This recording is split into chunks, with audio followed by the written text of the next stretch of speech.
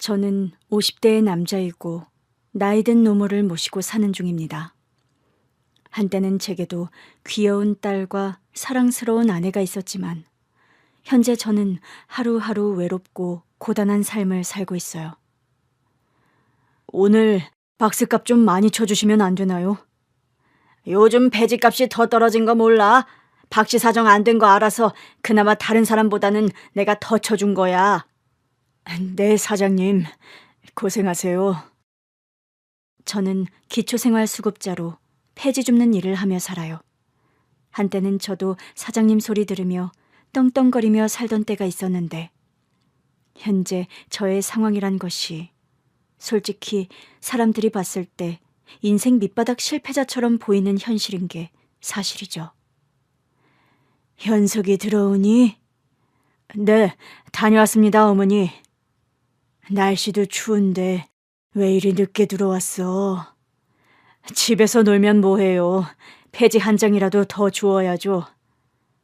멀쩡히 잘 살다가 네가 이게 무슨 고생이냐. 아름이랑 아름 엄마만 살아있었어도. 에휴.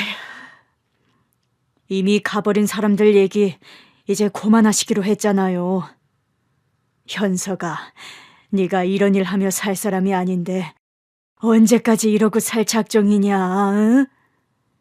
제가 뭐 어떤 사람인데요?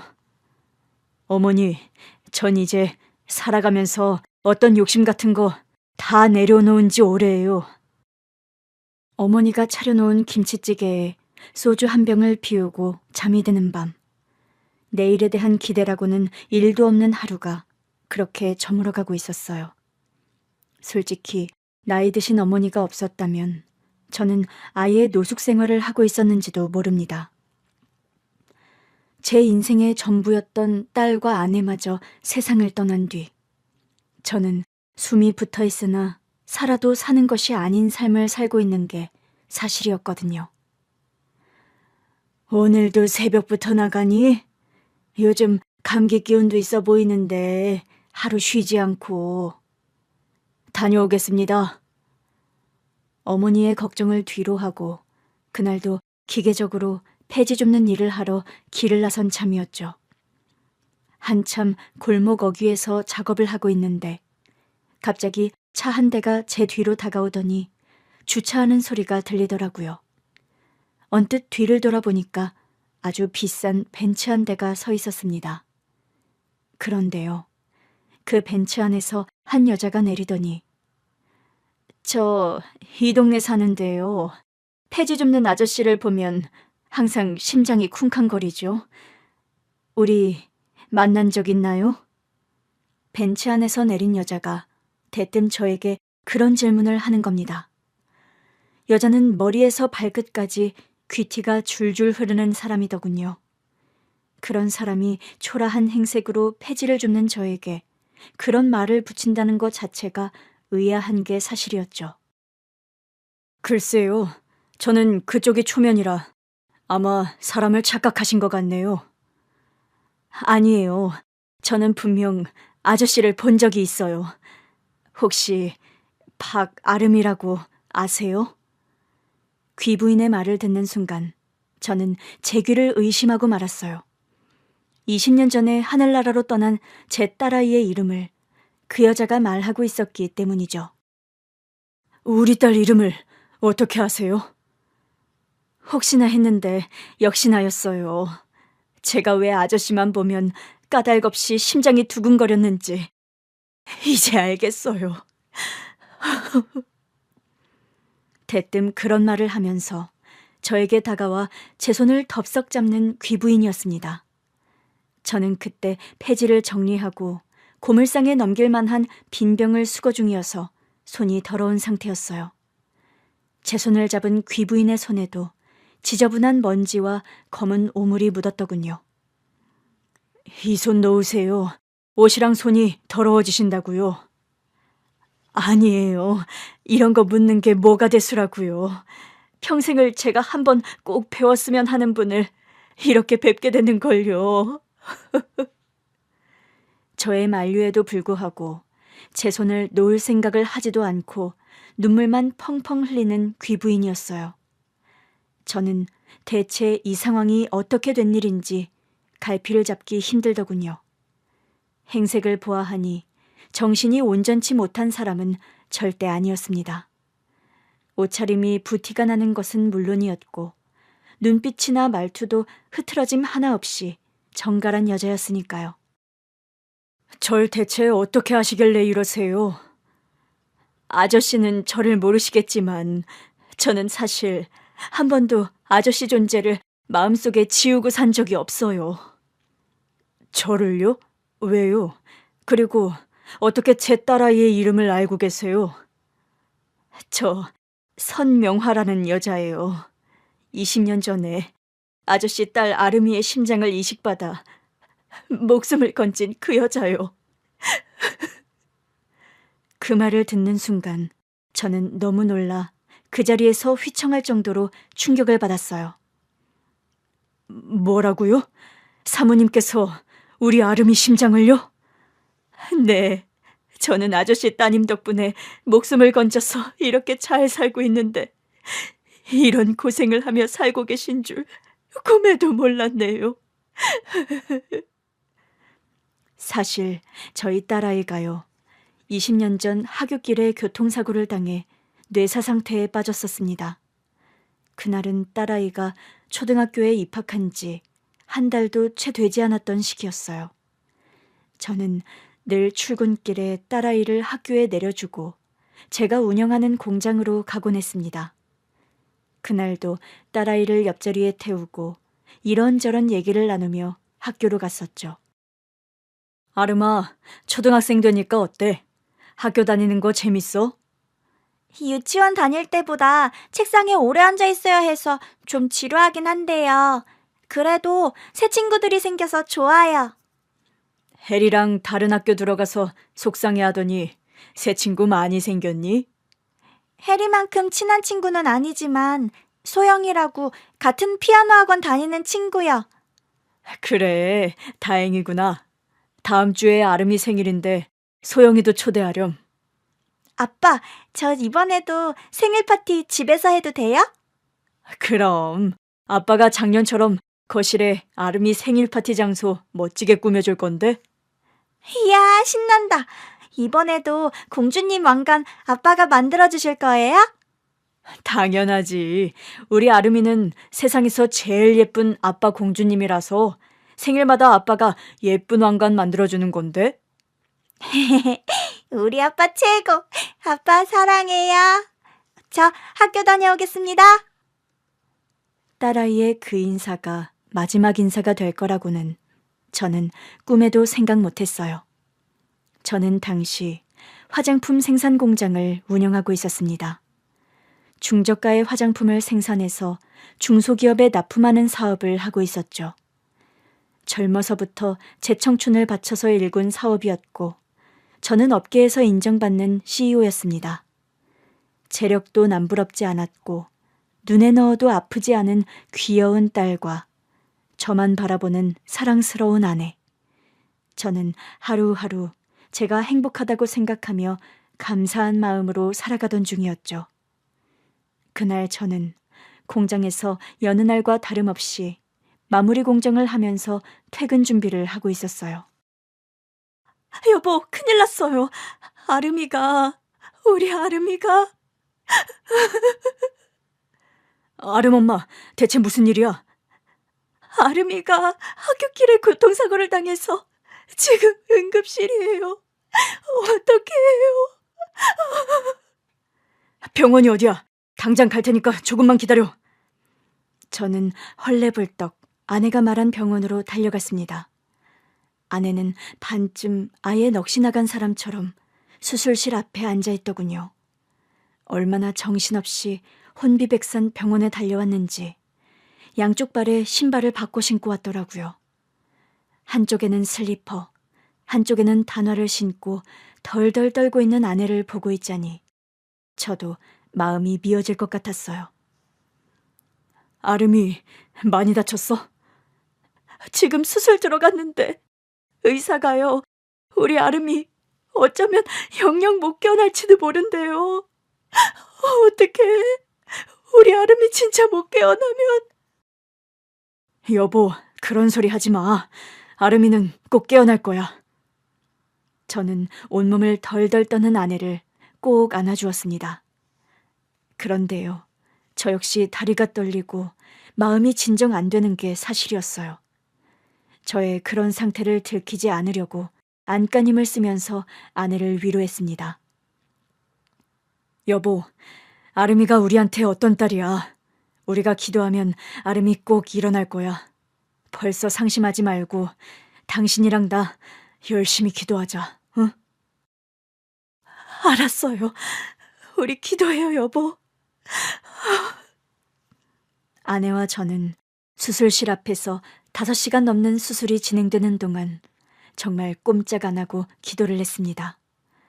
아내와 손을 맞잡고 간절한 기도를 드리고 있는데 저희 딸이 수술실에서 나오더라고요. 선생님, 저희 딸 괜찮은 건가요? 일단 회복실로 옮겨야 하니까 잠시만 비켜주십시오. 수술실에서 나온 딸아이는 눈을 감은 채 창백한 얼굴로 아무런 말이 없더군요. 평소에 그렇게 애교가 많고 한시도 쉬지 않고 제잘거리던 나의 딸 아름이가 미동 없이 누워있는 모습에 가슴이 미어지는 것 같았습니다. 아내와 저의 간절한 기도에도 불구하고 아름이는 결국 의식을 회복하지 못했어요. 뇌사 상태입니다. 저희로서 최선을 다해 수술했는데 죄송합니다. 뇌사라고요? 그럼 우리 딸 앞으로 영영 못 깨어나는 겁니까? 연명장치를 오래 하는 게 무의미합니다. 뇌사는 뇌의 죽음이라는 의미이며 뇌관을 포함한 뇌기능이 완전히 정지하여 뇌 활동이 회복할 수 없는 상태를 말합니다. 우리 딸 살 수 있다는 말입니까? 아니란 소리입니까? 심장이 스스로 뛰지만 호흡을 자발적으로 하지 못합니다. 따라서 산소호흡기를 떼어내면 바로 사망한다고 보시면 되고요. 뇌사는 사망으로 인정되며 환자의 상태가 나빠지기 전에 장기를 기증할 수 있습니다. 의사의 말을 듣는 순간 아내는 그 자리에서 혼절하고 말았어요. 여보, 정신 차려봐, 여보. 안정실에서 겨우 수액을 맞고 깨어난 아내는 미친 사람처럼 울부짖더군요. 우리 아름이가 죽었다고요? 여보, 제발 아니라고 말해줘요. 여보, 진정해. 뇌사는 사망과 마찬가지래. 아까 의사 선생님이 하는 말씀 당신도 들었잖아. 그럴 리 없어요. 우리 아름이가 죽었을 리 없어. 의사가 뭘 잘못 알고 하는 소리라고요. 우리 딸 아름이가 왜 이렇게... 아내는 울부짖다 까무러치기를 몇 번이나 반복한 뒤 겨우 정신을 차리더군요. 며칠 아내와 상의 끝에 저와 아내는 결국 아이의 죽음을 받아들였고 뇌사 상태였던 딸아이의 장기 기증에 서약을 했더랍니다. 우리 아름이가 다른 사람들 살리고 아름이만 떠나는 거예요? 여보, 그래도 떠나며 좋은 일 하며 떠나면 아름이도 그걸 원할 것 같다. 아름아, 내 딸 아름이. 슬픔과 황망함 속에 겨우 딸아이의 장례식을 치렀습니다. 딸아이를 보내고 아내는 예전의 활기와 밝은 성정을 끝내 되찾지 못했어요. 여보, 언제까지 식사 안 할 거야? 아름이도 지키지 못한 주제에 밥은 먹어서 뭐 해요? 그런 말이 대체 어딨어. 아름이 잘못된 게 당신 잘못도 아닌데. 아니요. 딸 자식 그렇게 보낸 건 다 엄마 잘못이야. 내가 그날 치과 치료만 안 갔어도 우리 아름이 학교에 데리러 갔을 거예요. 그깟 충치 치료가 뭐가 급하다고 애를 혼자 학교하게 해서 이사들이 난 거야. 아내의 죄책감과 우울증은 날이 갈수록 심해졌습니다. 정신과에 다니며 약 처방을 받았지만 아내의 상태는 호전되지 않았어요. 정선아, 너 대체 언제까지 이리 혼 빼놓고 살 거야? 아름이 잃은 네 심정 이해 못하는 바는 아니다만 네가 이러고 있으면 박서방 심정은 어떻겠니? 죄송해요, 엄마. 그런데 뭘 하려고 해도 기운이 하나도 없어요. 내가 뭔가를 하려고 하는 게 우리 아름이한테 너무 미안하기도 하고요. 자식 잃은 부모 심정, 그걸 내가 몰라? 그런데 정선아, 너도 네 자식 잃어 힘들겠지만 널 보는 내 마음은 어떻겠니? 우리 아름이 목소리, 달콤한 아름이 냄새, 그런 게 아직 너무 생생해서 제가 견딜 수가 없어요. 우리 아름이가 보고 싶어서.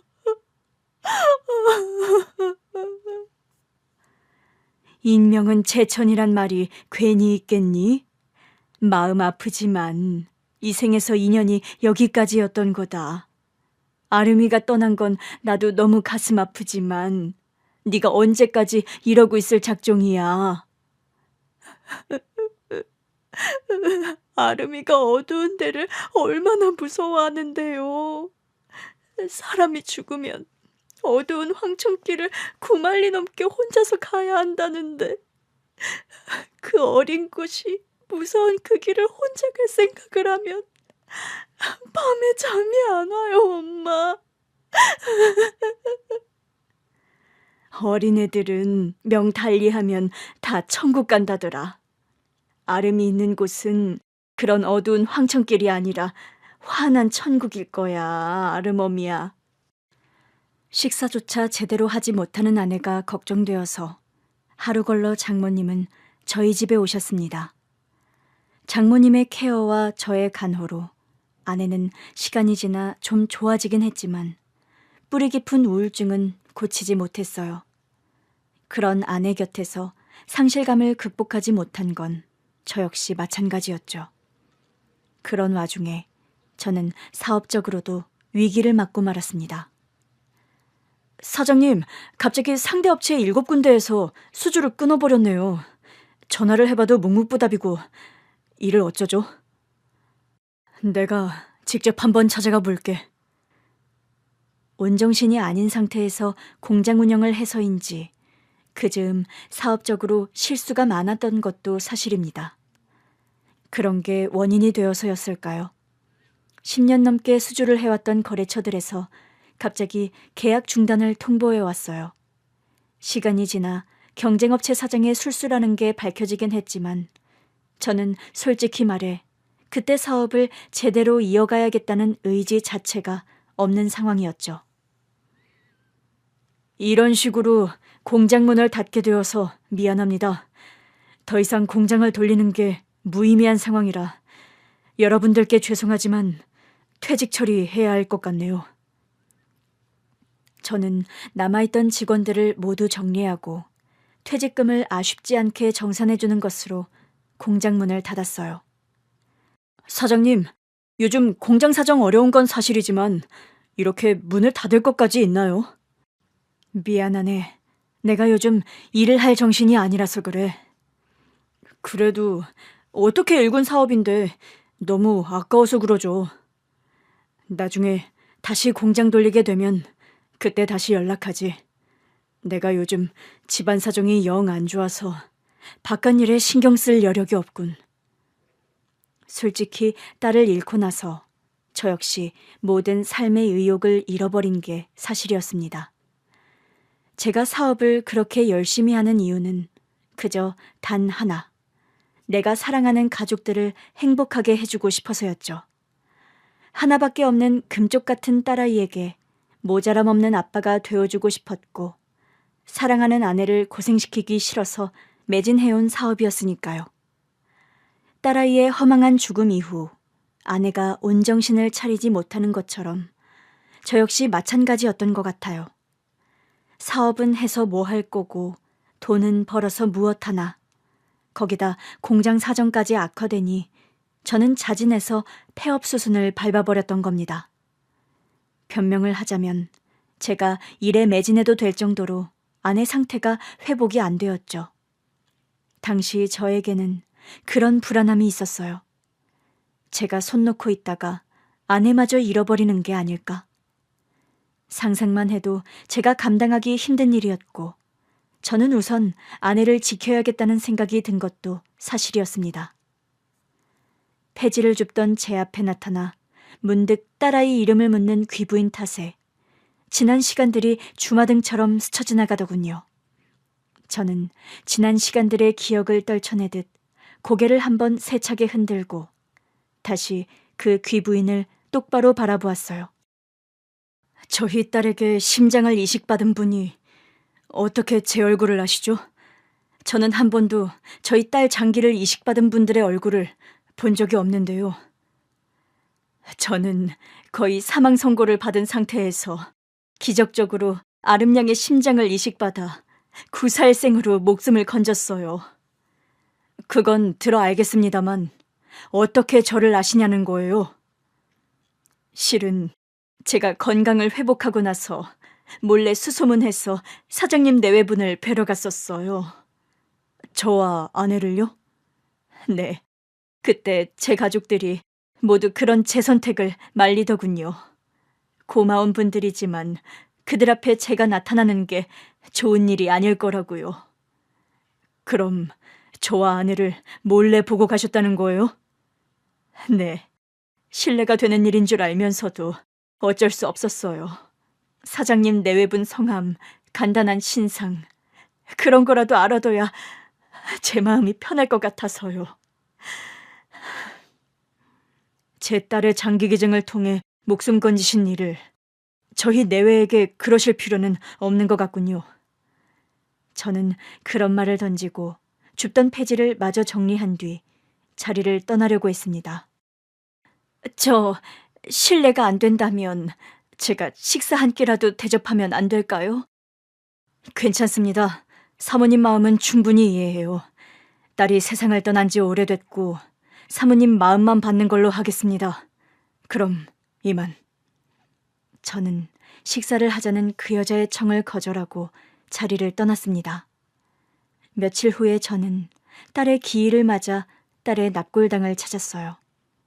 딸아이가 생전에 좋아하던 초콜릿을 납골당 박스 안에 들고 돌아 나오는데 그 귀부인이 딸의 납골당 안에 들어가고 있더라고요. 그것도 한 손에는 눈에 익은 꽃다발을 들고 말입니다. 아니, 여긴 어쩐 일이세요? 안녕하세요.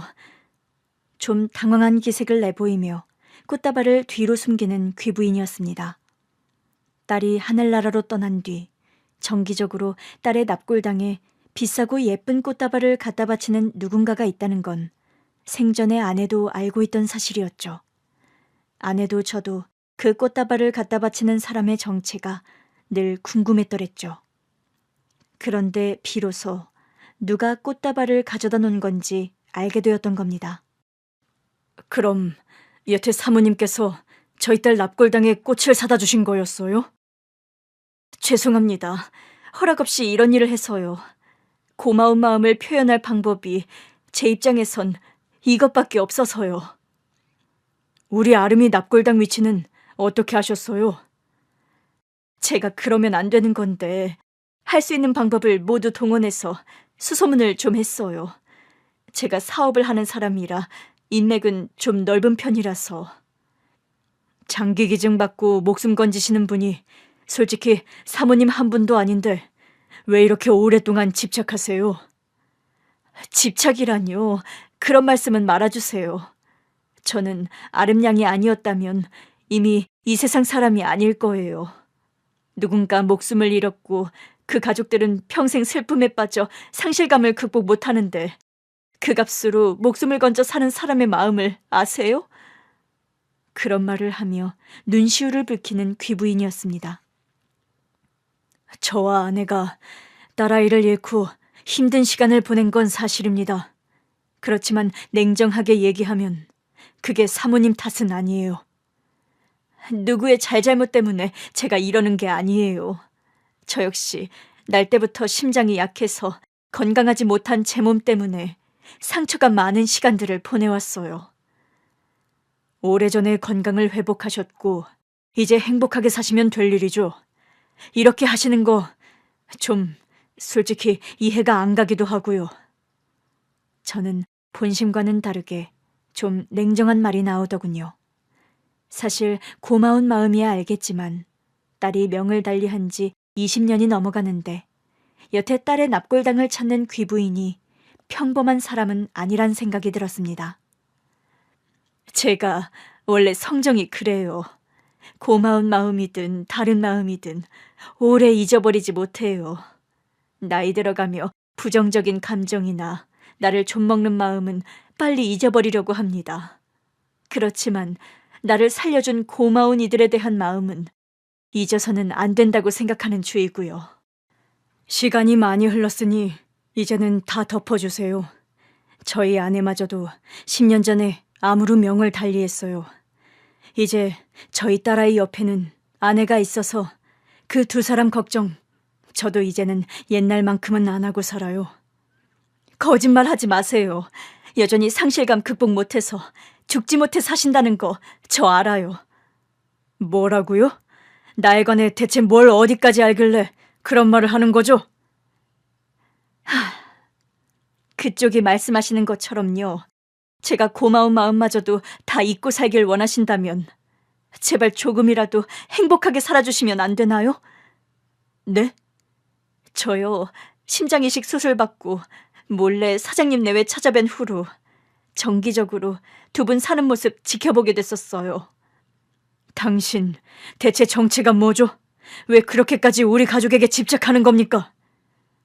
미안함, 죄책감, 고마움, 책임감. 제가 아름양 가족분에 대해 가지는 감정은 한두 마디로 설명할 수는 없는 거예요. 우리 아름이는 사고로 명을 달리했고 뇌사에 빠졌고 그 덕분에 장기개증하고 하늘나라로 떠났어요. 우리 아름이 장기개증을 받은 사람이 사모님 한 분도 아니고요. 그건 저도 알아요. 그런데 제가 수술받고 얼마 안 있어 사장님 내외분 찾아뵀을 때 슬픔에 빠져서 두 분이 너무 힘들어 보이셔서 제가 발걸음이 안 떨어졌었어요. 그래서요. 그 후에도 저희 부부를 지켜봤단 말입니까? 처음엔 두 분이 괜찮아지는 모습만 보고 싶었습니다. 마음 같아선 보상금이라도 드리고 싶었는데 가족들이 그건 다 만류하더군요. 자식 목숨값을 그렇게 받을 사람들이 아니라고요. 대체 언제까지 저희 부부를 지켜보신 건데요? 저도 오래 그러지는 못했어요. 사장님이 공장문 닫으시고 아내분 돌봐주시면서 두 분이 조그만 김밥집 여는 거 보고 저도 미국으로 떠났으니까요. 저와 아내가 김밥집 하는 것까지 다 알고 계셨어요? 네. 사실 아내가 암투병을 하기 전까지 저는 화장품 공장 사업을 접고 나서 아내와 둘이 김밥집을 운영했습니다. 우울증이 깊어진 아내 곁에 제가 항상 함께 있어주는 게 조금이라도 아내에게 좋을 것 같다는 판단이 들어서 함께 할 수 있는 일을 찾아보다 내린 결정이었죠. 저는 미국으로 한동안 떠나 사업을 하고 있느라 그간 사모님께서 돌아가신 건 몰랐어요. 그럼 귀국해서도 저를 불어 찾아오신 거예요? 그건 아니에요. 그건 절대로 오해십니다. 저는 사장님이 사모님과 김밥집 열고 어느 정도 안정을 찾았다고 생각했고 그 후론 몰래 찾거나 하지는 않았어요. 그럼 폐지를 줍는 저를 본 건 우연이고요. 네, 그래요. 귀국해서 이 동네로 이사를 왔는데 사장님을 보고 나서 저는 이게 대체 무슨 운명인가 싶었습니다. 저는 그날 그 여자와 함께 식사를 하며 이 얘기 저 얘기 나누게 되었어요. 그 여자가 살아온 인생 역정도 참 호락호락하지 않은 것이더군요. 사모님께서 암투병을 하다 돌아가신 건 몰랐어요. 저와 김밥집 운영한 지 한 5년 정도 되었을 때 아내는 유방암 선고를 받았어요. 한 3년 투병하고 명을 달리했고요. 사모님 돌아가신 후로 그럼 김밥집 접으셨어요? 네. 저는 요리도 젬병이고 아내 음식 솜씨 하나 믿고 시작한 장사였으니까요. 거기다 저는 오로지 아내 곁에서 뭐라도 같이 해보려고 시작한 일이었으니 아내가 떠난 마당에 제가 그 장사를 잡고 있을 이유가 없었죠. 정말 안타깝네요. 두 분이 그래도 꿋꿋하게 잘 살아가고 계신 줄 알았는데. 인생이란 게 제 뜻대로 되는 게 아니니까요. 저는 어려서부터 심장이 약해서 학교 다닐 때 체육 시간에 참석을 제대로 해본 적이 없었어요. 그날 식사를 하면서 살아온 이야기를 털어놓는 귀부인이었습니다. 제가 허락 없이 사장님 사는 모습들을 훔쳐봤으니 제가 살아온 이야기도 좀 말씀드리려는데 괜찮으세요? 저는 고개를 끄덕였고 그 여자는 자신의 과거 이야기들을 시시콜콜 털어놓기 시작했습니다. 저희 집은 그냥 평범한 집안이었어요. 아빠는 공무원, 엄마는 가정주부. 밑으로 남동생이 하나 있었는데 저만 아니었으면 우리 집도 남부러울 거 없었을 거예요. 심장이 안 좋아서 뻑하면 입원하고 수술을 반복하느라 경제적으로 많이 쪼들렸다는 말을 하더라고요. 제가 그래도 공부머리는 있어서 나름 명문대학을 들어갔어요. 대학 다니며 만난 남자친구와 결혼해서 가정도 꾸렸고요. 그런데 결혼 생활이 평탄하고 행복하지 못했다고 합니다. 특히 결혼할 때부터 건강하지 못한 그 여자의 상태를 두고 시부모의 반대가 심했다고 하더군요. 뭐? 선천성 심장병? 집이 잘 사는 것도 아니고 딱히 볼 것도 없는 집안 여자의 병축이를 데리고 온다는 말이니? 엄마, 병축이라뇨. 명화가 그래도 일상생활 하는 데는 아무 지장 없어요. 달리기도 숨이 차서 제대로 못한다는 여자를 데리고 와서 너 어찌 살려고 그러니? 아프니까 제가 더 보호해줘야 하는 여자입니다. 명화가 아니면 저 결혼 평생 안 하고 노총각으로 늙어 죽을 테니 그리 하세요. 애초에 남편의 우격다짐으로 겨우 결혼에 골인했다고 합니다. 처음엔 하늘의 별도 달도 다 따줄 것처럼 굴던 남자였는데 시간이 지나면서 조금씩 변하더라고요. 요즘 왜 이렇게 맨날 늦어요? 당신 혹시 다른 여자 생기기라도 한 거예요? 남자가 바깥일 하다 보면 늦을 수도 있는 거지. 그런 걸로 꼬투리야? 생전 술자리 같은 거 즐기는 사람도 아닌데 매일 늦으니 하는 소리죠. 사람이 살다 보면 성향도 변하는 거야. 예전엔 영 술만 모르다가 요즘 마셔보니 나쁘지 않더라. 골 아플 땐 술 마시고 나서 해소가 되는 것도 있고. 어느 날부턴가 귀가가 늦어지는 남편과 작은 다툼을 이어가던 어느 날이었대요. 얘 명화야, 너 요즘 남편이랑 별 문제 없니? 그게 갑자기 무슨 소리야? 이런 말 너에게 해야 하는지 참 고민이다. 무슨 말인데 그래? 내가 엊그제 백화점에 갔다가 네 남편을 봤어. 우리 남편을? 그래.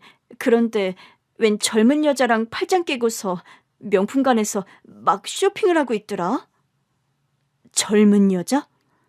보면서도 믿기지가 않아서 내가 몰래 사진까지 찍어 왔다. 이거 봐라. 이 남자 네 남편 맞지? 설마 아닐 거라고 생각할 여지도 없이 사진 속의 남자는 귀부인의 남편이 맞았다고 합니다. 어려운 얘기였을 텐데 해줘서 고맙다. 그날 밤 남편에게 당장 따져 물었더니 되려 적반하장으로 나오는 남편이었다고요. 그래, 다른 여자 좀 만났어. 그게 뭐 당신한테 무릎 꿇고 빌기라도 해야 하는 일인가? 그럼 유부남이 딴 여자 만나놓고 잘했다는 거예요? 당신이 정상적인 와이프야? 뭐라고요? 당신 지금 그게 대체 무슨... 당신 아픈 여자라고 집안 식구들 다 반대해도 나 당신이 좋아서 눈 딱 감고 결혼했어. 그거 몰라? 지금 그 얘기가 왜 나와요? 나 좋아서 결혼한 사람이 이런 짓을 벌여요? 당신 몸이 정상이 아니잖아. 내가 참고 견디며 사는 거에 한계가 있을 거란 생각은 못해? 당신 바람난 게 그러니까 다 나 때문이라는 거예요? 당신 툭하면 수술에 입원해 활동적인 일은 거의 못하고 내가 나이나 많을까? 나 아직 혈기왕성한 나이야. 남자로서 내가 답답한 순간 많았을 거란 생각은 왜 못해? 처음엔 그런 거 다 상관없다면서요. 내가 애초에 그런 부분 걱정하면서 우리 결혼 망설였잖아. 그런데 다 상관없다면서, 다 아무렇지 않다면서. 처음엔 그랬지. 나도 그럴 수 있을 거라 생각했고. 그런데 살아보니 힘들더라. 나도 사람인데 그럼 대체 어쩌란 거니? 그럼 나랑 결혼하지 말았어야지. 왜 결혼해서 이런 사달을 만들어요? 아님 끝까지 걸리지를 말았던가. 미안하단 소리는 안 할게. 그 소리 하는 게 더 가증스럽게 들릴 것 같으니까. 나 이제 더는 당신 못 견디겠어. 미안해. 내가 이거밖에 안 되는 놈이라서. 제 건강 문제 때문에 결국 남편과는 이혼을 했어요. 결정적인 원인은 남편의 외도였지만 그 사람이 외도를 하게 된 원인이 건강하지 못한 저였기 때문에. 그게 무슨 되도 않는 말입니까? 전 남편이란 사람이 무책임하고 파렴치한 거죠. 처음엔 저도 그 사람 많이 미워하고 배신감 느꼈는데 시간이 지나니 이해가 가는 부분도 있었어요. 아픈 사람 데리고 사는 일, 쉬운 일 아니거든요. 그리고 어떤 일이든 해봐서 아는 거랑 내가 할 수 있을 거라고 막연하게 예상하는 건 다른 일이니까요. 전 남편을 다 이해한다는 말씀이세요? 어느 정도는요. 세상의 모든 남자가 심장병 앓는 아내를 이해하고 끝까지 사랑할 수 있는 건 아니니까요. 참.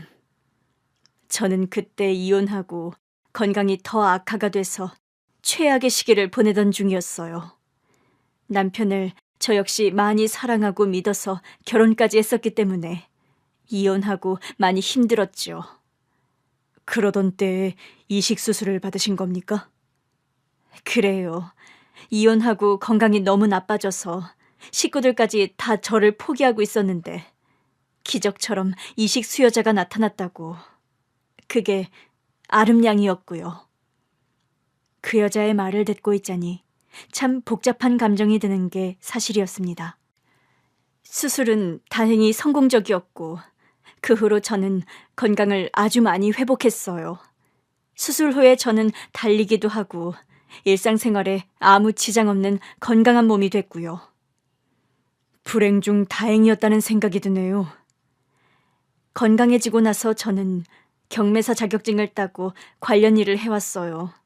미국의 사촌 언니가 이민 가서 부동산 일을 하고 있었는데 한 몇 년은 미국에 가서 언니와 함께 사업을 했고요.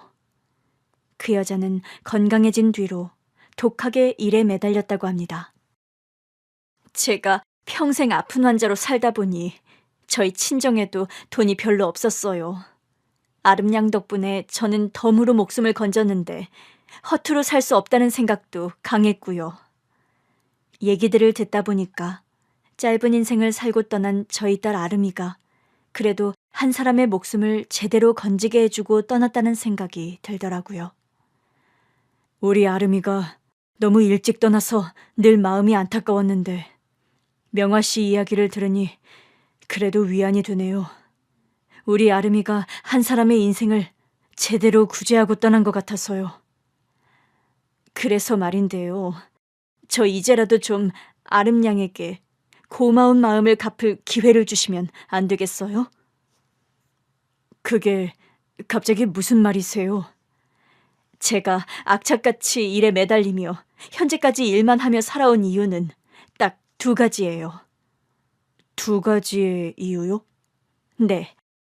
하나는 평생 아픈 저 때문에 고생한 저의 가족들, 그리고 다른 하나는 아름양 가족분들께 뭐 하나라도 제대로 보답을 하고 싶어서요. 말씀드렸지만 그건 아름이의 역할이었고 다 끝난 일입니다. 저희 아내도 이미 명을 달리했고요. 그래도 아름이 아버님은 이렇게 살아계시잖아요. 그리고 여태 아름이 잃은 상실감 극복도 못하셨고요. 뭐라고요? 멀쩡히 사장님 소리 들으며 번듯하게 사업까지 하시던 분이 왜 폐지 주우며 인생 다 포기한 사람처럼 사시는 건데요. 말씀이 좀 지나치시네요. 폐지 주우며 살면 사람이 인생 포기한 건가요? 그런 말씀이 아니라요. 아름양 떠나고 사모님 떠난 후로 사는 일에 기쁨이라고 하나도 없이 그러고 살고 계시잖아요. 아닌가요? 도가 지나치게 남의 인생을 재단하시네요. 아무리 아름이 인연으로 얽힌 관계라지만 선을 지켜서 말씀해 주시죠. 듣기 거북하셨다면 죄송해요. 그렇지만 제 입장을 한번 생각해 보세요. 좀 사람답게 행복하게 아름 아버님이 살고 계셨다면 제가 이런 말씀 안 드려요. 나에 관해 뭘 대체 얼마나 알길래 그런 오만한 말씀을 하시는 겁니까? 사람이 말로는 100마디 거짓말을 해도 눈빛은 거짓말 못해요. 특히나 아름 아버님은 그런 거짓말도 못하는 분이죠. 나란 사람을 그리 잘한다 확신하세요? 대체 그런 확신이 어디서 나오는 건지 저는 모르겠군요. 제 말에 다시 눈시울을 붉히며 젖은 목소리로 말하는 귀부인이었어요. 처음엔 한없는 고마움과 죄책감이었어요. 어린 딸을 잃은 젊은 부부는 그 상실감에 삶이 망가져 가는데 그 덕분에 제가 건강 되찾고 목숨 부지하는 현실이 저에게는 축복일 수가 없었어요. 다 지난 일이라고 몇 번을 말합니까? 다 지난 일이라면서 왜 아름 아버님은 지난 과거에서 그렇게 못 벗어나시는 건데요. 전 고마운 마음과 죄책감을 갚지 못해 그렇다지만 아버님은 왜 여태 이러고 사시는 거냐고요, 네? 명화 씨와 식사를 한 게 내 잘못입니다. 우리 두 사람은 길게 만날 이유가 애초에 없는 사람들이란 걸 제가 망각한 실수예요. 그만 먼저 일어나겠습니다. 제발 좀 행복해지시면 안 돼요? 뭐라고요? 저 하늘에 있는 아름이가, 사모님이, 사장님이 이러고 사시는 거 바랄 것 같으세요? 그만하시죠. 오지랖 받아주는데도 한계가 있으니까요. 제가 아무리 꼴보기 싫으셔도 당분간 저 보셔야 할 거예요. 참, 그게 무슨 억지입니까? 전 아름 아버님이 반드시 행복해지는 거 보고야 말 거예요. 이 심장 속에 들리지 않은 목소리가 제게 그렇게 말하네요. 당신이 꼭 행복하게 살게 해달라고. 한 번이라도 마음껏 웃으며 사는 모습 보게 해달라고요. 그런 말을 하면서 되려 먼저 자리를 떠나버리는 여자였습니다. 뭐 저런 여자가 다 있지. 다시는 내 앞에 나타나지 말라고 제가 소리를 지르는데도 뒤도 돌아보지 않고 가버리는 여자였죠. 그러거나 말거나 제 선에서 커트하면 될 일이다 생각하며 저는 집으로 돌아왔더랍니다. 다음 날이 되었고 저는 여느 날과 다름없이 동네 거리를 돌며 폐지 줍는 일을 하고 있었어요. 점심시간 즈음이 되었을 때 제 뒤로 차 한 대가 정차하는 소리가 들리더군요. 뒤를 돌아보았는데 글쎄 그 여자가 또 벤치를 몰고 와서 차에서 내리는 거였어요. 다시는 그쪽 보고 싶지 않다고 말씀드렸을 텐데요. 저도 드렸을 텐데요. 어떡하든 행복해지시는 거 봐야겠다고요. 억지 부리는 게 성격입니까? 마음대로 생각하세요.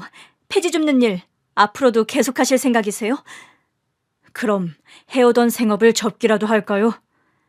제가 알기론 원래 하던 생업은 폐지 줍는 일이 아니었던 걸로 알아서요. 뭐 계속 이 일을 하실 거라면 제가 도와드리죠. 여자는 손을 걷어붙이더니 폐지를 줍고 빈병수거를 시작하는 거였어요. 저는 따지려다가 제 말을 들을 기색도 아니고 이게 쉬운 일도 아닌데 저러다 제 풀에 꺾여서 지가 포기하겠지 하는 생각에 무시하고 방관을 했더랍니다. 그런데요. 하루, 이틀, 며칠이 지나도 계속 저를 따라다니며 제가 하는 일을 돕는 여자였어요. 대체 왜 이러세요? 진짜 저에게 원하는 게 뭡니까? 제가 원하는 게 있다면 들어주실 건가요? 일단 드러나 봅시다. 제정신 나간 사람처럼 저를 졸졸 따라다니며 제가 하는 일 대까지 하는 이유가 뭡니까? 원래 하시던 일 다시 시작하세요. 뭐라고요? 예전에 아는 분께 건너듣자니 청춘을 바쳐서 일군 사업이셨다면서요? 제 뒷조사까지 하셨어요? 그게 아니라 사장님 내외분 거쳐 알아보다 이거저거 알게 됐던 거예요.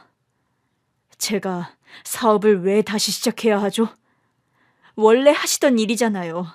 본업으로 돌아가는 게 사람에겐 제일 안정감과 행복감을 주는 일이기도 하고요. 참. 사업은 뭐 맨입으로 시작하나요? 공장문 닫은 지 오래고 이제 저는 그런 사업 시작할 만한 자본도 기반도 없어요. 제가 투자할게요, 사장님. 네?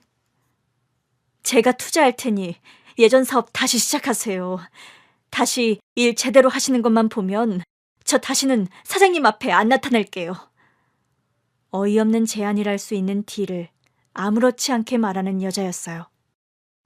저는 아무런 담보도 없어요. 그러다 투자금 홀랑 날리면 어쩌려고요? 상관없어요. 전 어차피 덤으로 살아온 목숨입니다. 아등바등 재산 손에 움켜쥐고 있다가 물려줘야 할 자식이 있는 것도 아니고요. 돈 욕심이 많은 편이 아니라 저는 죽을 때까지 일상생활 유지할 돈만 있으면 상관없는 사람이고요. 처음엔 그 여자의 제안이 농담이라 생각했어요. 그런데 시간이 지날수록 그 여자가 오래 생각해온 계획의 일환 중 하나라는 걸 알게 됐습니다.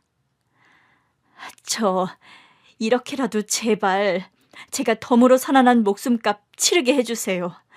이거라도 안 하면 나중에 아름이 만나러 갔을 때 저 너무 면목이 없어요. 제발 부탁드립니다. 여자의 진심을 알게 된 후로 저는 결국 그 여자의 제안을 받아들이게 됐습니다. 그 여자는 경매사에서 시작해 미국서 부동산업을 오래 해왔고 귀국해서도 분양설계사와 임대업을 꾸려가는 부동산계의 큰손이었습니다. 이왕 사업을 시작하는 마당에 저는 투자금의 1.5배를 되갚아준다는 계약서를 쓰고 다시 공장 가동을 시작하게 됐어요. 사장님께서 원래의 모습대로 다시 꿋꿋하게 살아가시는 거, 그걸 아름이가 가장 원할 거라는 거 알아주세요. 아마 아름이 곁에 사모님도 같은 마음일 거고요. 저를 움직인 결정적인 한마디가 사실은 그거였습니다. 인정하기 싫지만 그게 결국 맞는 말이란 생각이 들었거든요. 저는 사업을 접은 지 10몇 년 만에 다시 공장 가동을 시작하게 됐습니다. 오랜만에 다시 시작한 일이라 한 1년은 고생도 많이 하고 고전할 수밖에 없었어요. 그렇지만 다행히 한 1년 반 정도가 지난 시점부터는 매출도 늘고 예전에 한창 호황을 이룰 때의 실적을 어느 정도 따라잡는 수준이 되었죠. 사업을 꾸려가는 동안 그 여자, 명화 씨는 저를 물심양면 많이 도와주었습니다. 인맥을 거치고 거쳐 업계의 사람들을 소개해주고 수주를 떼우는 데에도 큰 역할을 해줬어요. 명화 씨의 투자금이 아니었더라면 솔직히 다시 시작하는 게 불가능한 사업이었죠. 감사합니다, 명화 씨. 당신이 아니었더라면 저 다시는 재기하는 거 꿈도 못 꿨을 거예요. 이제 정말 예전의 사장님으로 돌아오셨네요. 이제는 사장님 소리 듣는 게 어색하지 않군요. 축하드려요. 사업 재개하신 거. 저에게 뜬금없이 악수를 권하는 귀부인이었습니다. 이제 안 볼 사람처럼 말하네요.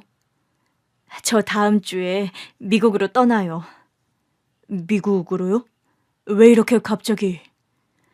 얼마 전부터 저희 사촌 언니가 다시 와서 일을 좀 도와달라고 그랬거든요.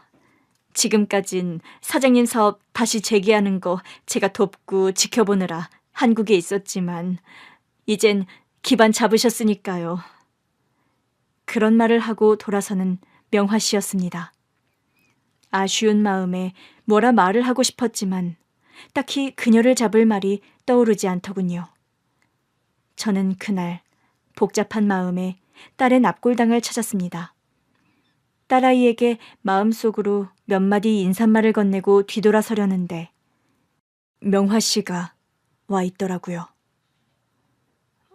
여긴 어떻게? 미국 가기 전에 아름이에게 인사하고 떠나려고요. 여느 때처럼 명화 씨의 손에는 예쁜 꽃다발이 들려 있었어요. 저한테 그렇게 큰 소리 치시더니 벌써 떠나는 겁니까? 그게 무슨 말씀이세요? 제가 행복해지는 거 꼭 보고야 말겠다면서요. 그건 저 아직 행복하지 않아요. 명아 씨 덕분에 사업 다시 시작했고 재기도 했지만 저 아직 행복하지는 않다고요. 본업 찾으셨으니 이제 행복해지실 거예요. 그거 아니란 건 누구보다 명아 씨가 잘 아시잖아요. 뭐라고요? 제가 행복해지려면 뭐가 필요한지 저 이제 알았어요. 사장님, 명아 씨와 이런저런 일로 지지고 볶다 보니 저도 모르는 사이에 어느 순간 당신이 내 마음속에 들어왔어요. 당신이 제 곁에 있는 동안은 그 사실마저 몰랐어요. 그런데 떠난다는 말을 듣는 순간 확실히 알았습니다. 저는 제가 할 일 다 했다고 생각해요. 이제 그러니까 아니요. 원래 계약서에도 투자금의 1.5배 그거 돌려받기로 했잖아요. 아직 그것도 돌려받지 못했잖아요. 계약서 상에는 그렇게 써뒀지만 저 실은 그 투자금 애초에 돌려받을 생각 없었습니다. 그건 제가 아름양 덕분에 목숨 건진 그 값으로 애초에 보답 차원에서 대가 안 바라고 그냥 투자해드린 거예요. 아니요, 계약서대로 하세요. 1.5배 제가 갚으려면 아직 시간 더 필요해요. 계약서는 무효라고 다 법적 절차 밟았어요. 저에게 채무 같은 거 없으시다고요. 다른 약속은요? 나 행복해지는 거 보고야 말겠다더니 그거 다 거짓말이었나요? 사장님, 그건 제가 마음의 부채 때문에 드린 말씀이었잖아요. 명아 씨가 계속 제 곁에 있어주시면 저 행복할 수 있을 것 같아요. 제발 제 곁에서 떠나가지 말아요. 저는 그렇게 명아 씨를 붙잡았습니다. 다행히 그녀는 제 부탁을 들어주었어요. 저를 위해 미국행을 포기하고 한국으로 완전히 귀국하게 된 명아 씨였습니다. 저는 사업에 더 박차를 가했고 그녀에게 투자금의 2배를 갚아줄 정도로 매출은 비약적으로 늘었죠. 그 투자금의 2배를 그녀에게 돌려주던 날, 그런 제의를 하는 명아 씨였습니다. 제가 이 돈 받을 수도 없는 돈이고 차라리 다른 데 써요. 어디 쓸 데라도 있어요? 아름이요. 아름이 이름으로 우리 학교 하나 지어줘요. 저와 명화 씨는 아프리카 난민 어린이들을 위한 학교 설립 기금으로 그 돈을 기부했습니다. 시간이 지나 저희 딸 아름이의 이름을 딴 학교가 아프리카의 외딴 마을에 지어졌고 딸 이름을 따서 장학재단도 만들었어요. 저와 명화 씨는 정기적으로 사업 매출의 30%를 그 재단에 기부하기로 약속을 했습니다. 얼마 전에 명화 씨와 저는 조촐하게 혼인신고를 하고 지인들을 불러 작은 결혼식을 올렸습니다.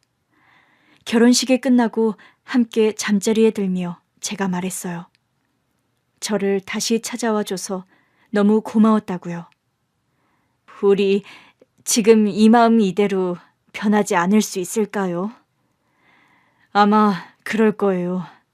내가 행복하기 위해서 당신이란 사람이 꼭 필요한 존재라서 어쩔 수가 없을 거예요. 그럼 날 사랑해서 한 결혼이 아니네요. 그렇게 욕해도 할 수 없어. 내가 살려면 이제 당신 없이는 안 되니까. 때로는 사랑한다는 말 한마디보다 당신이 없는 삶이 내가 살 수 없는 삶이란 말이 더 와닿을 때가 있는 것 같습니다. 저도 명화 씨도 서로 사랑한다는 말보다 서로의 존재가 서로에게 얼마나 필요하고 절박한지 알기에 굳이 그런 말을 하지 않아도 서운한 마음이 들지 않더라고요. 그래도 앞으로 살아나가며 사랑한다는 말을 많이 해주어야겠죠. 저 하늘에 있는 아름이와 아름이 엄마가 제가 행복하게 사는 모습을 보고 마음을 놓았으면 좋겠어요. 아름아, 아름 엄마, 이제 내 걱정은 말고 둘이 편히 쉬길 바래. 내 인생의 전부였던 두 사람을 잃고 삶의 좌표를 잃고 방황했었는데 이제 겨우 제자리를 찾아서 다시 한 발자국씩 제대로 걸음을 내딛어 보려고 해. 내가 하루하루 그렇게 살아나가길 바란다는 거 나도 이제 알아. 아름아, 아름 엄마, 여전히 보고 싶어. 많이 사랑해. 긴 얘기 들어주셔서 정말 감사합니다.